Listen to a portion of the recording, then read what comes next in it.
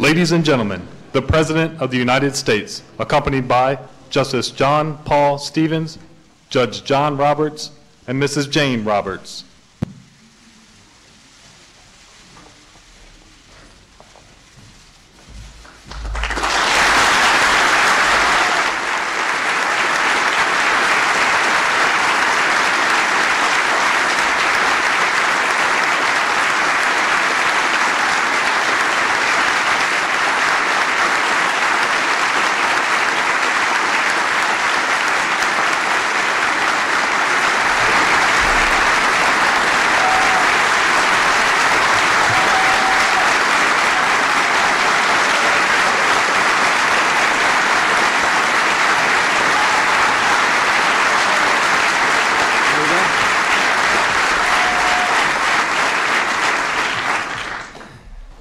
Good afternoon and welcome to the White House. Laura and I are pleased that all of you could join us in witnessing a very meaningful event in the life of our nation. It's a rare privilege to welcome 7 current justices of the Supreme Court. Thank you all for coming. We also welcome Mrs. Thurgood Marshall and Mrs. Potter Stewart.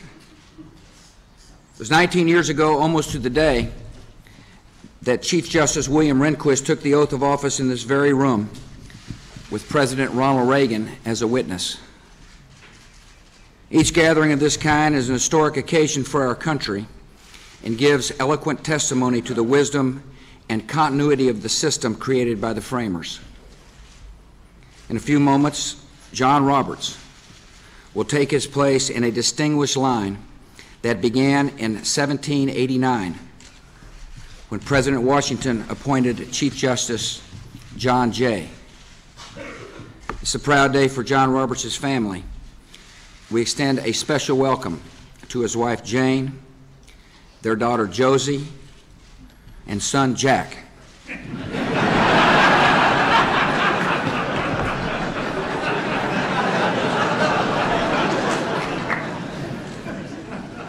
A fellow who's comfortable with the cameras.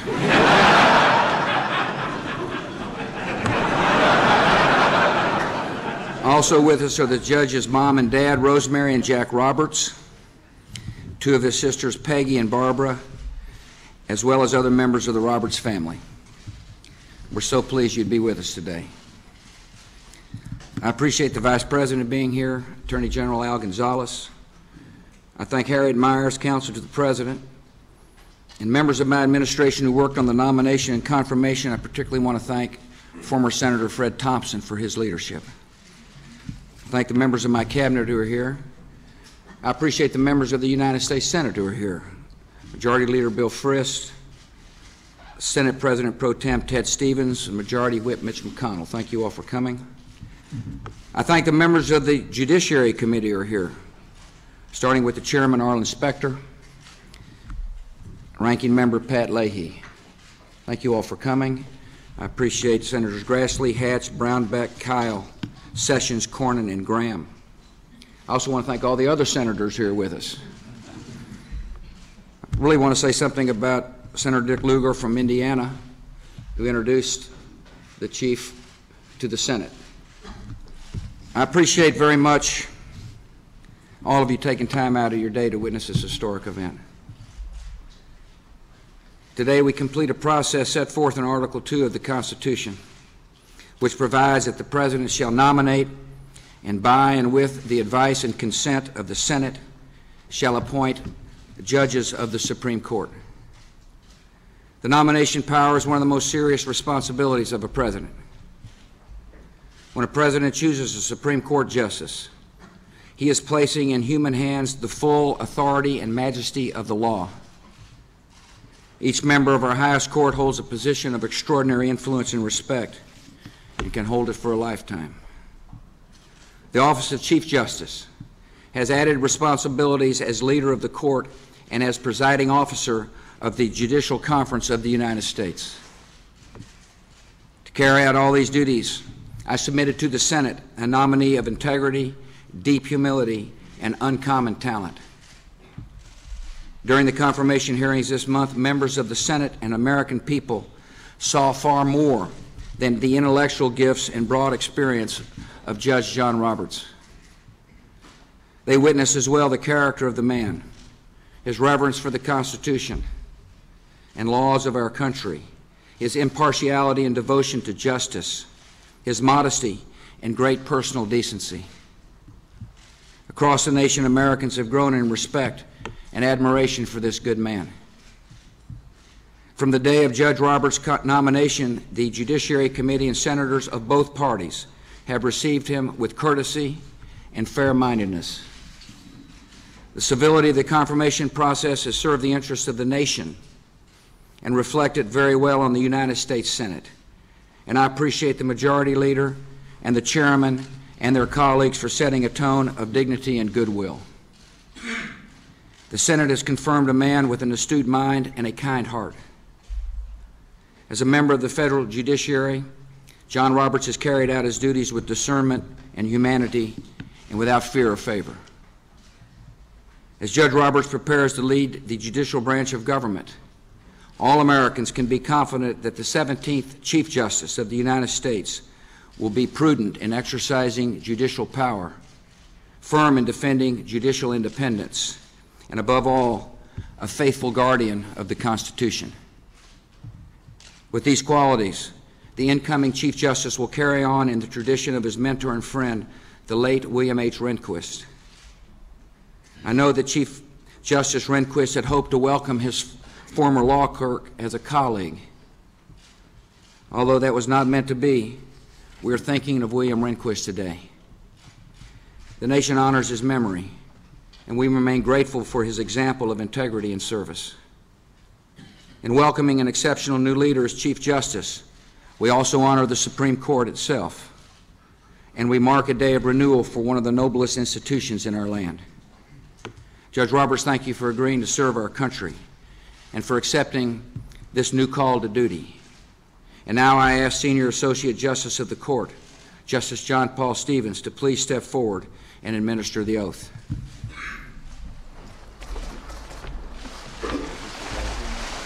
I, John G. Roberts, Jr., do solemnly swear I, John G. Roberts, Jr., do solemnly swear that I will support and defend the Constitution of the United States that I will support and defend the Constitution of the United States against all enemies, foreign and domestic, against all enemies, foreign and domestic, that I will bear true faith and allegiance to the same, that I will bear true faith and allegiance to the same, that I take this obligation freely, that I take this obligation freely, without any mental reservation or purpose of evasion, without any mental reservation or purpose of evasion, and that I will well and faithfully discharge the duties of the office on which I am about to enter. The duties of the office on which I am about to enter. So help me God. So help me God.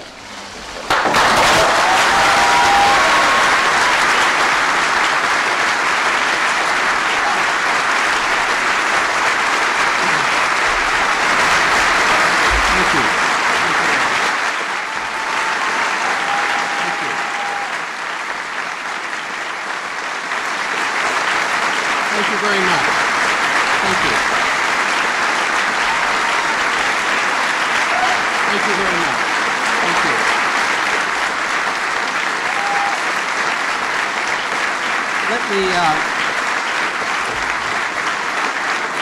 Thank you very much.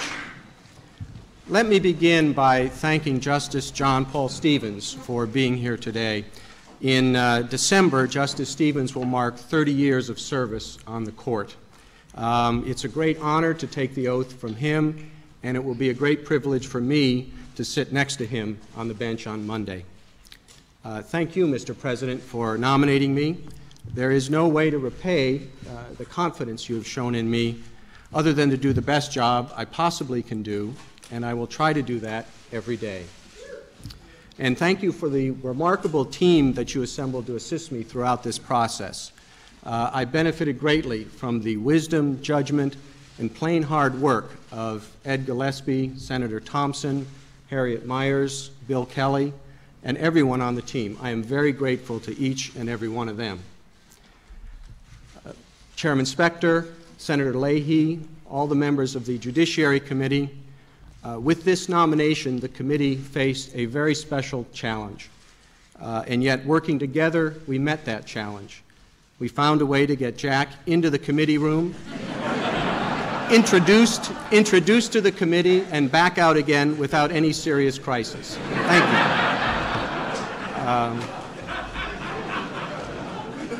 More seriously, thank you very much for the conduct of the hearings, conducting them in a civil and dignified manner as the President requested on the night of the nomination. I appreciate it very much. Senator Frist, other members of the Senate, I view the vote this morning as confirmation of what is for me a bedrock principle, that judging is different from politics, and I appreciate the vote very much. The process we have just completed epitomizes the separation of powers that is enshrined in our Constitution.